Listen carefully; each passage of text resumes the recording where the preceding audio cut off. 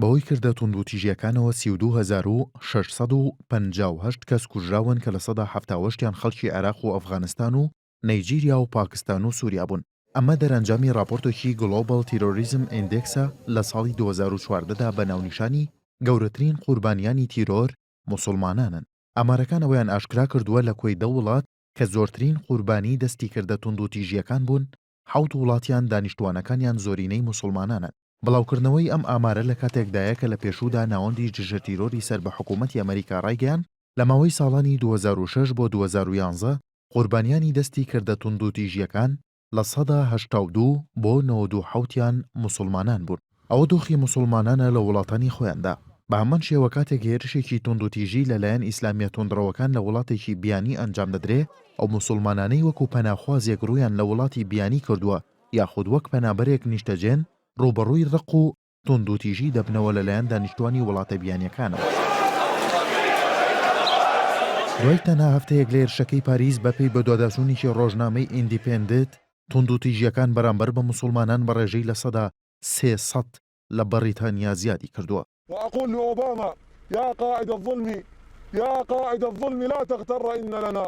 بەشێک لە چاودێران لەو باوەڕدان تاوەکو دژایەتی ڕۆژاوا بەرامبەر ئیسلام زیاتر ببێت، خواستەکانی داعش زیاتر دێنەدی.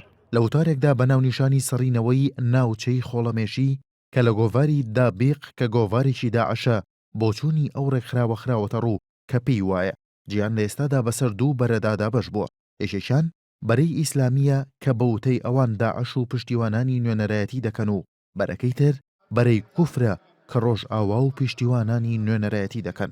داعش دڵخۆشە بەوەی پارتی بەرەی ناسیۆنالیستی لە فەڕەنسا و گروپی ڕاستڕەوەکانی پێگیدا لە ئەڵمانیا و زۆرێک لە گروپە توندڕەوەکان لە وڵاتانی ئەوروپا و ئەمریکا بەهێز دەبن، چونکە داعش دەیەوێت بە موسڵمانان بڵێت ڕۆژ ئاوا دژی ئیسلامە و بەو شێوەیە جیان بەسەر دوو بەرەدا دابەش دەکات کە خۆی دەیەوێت.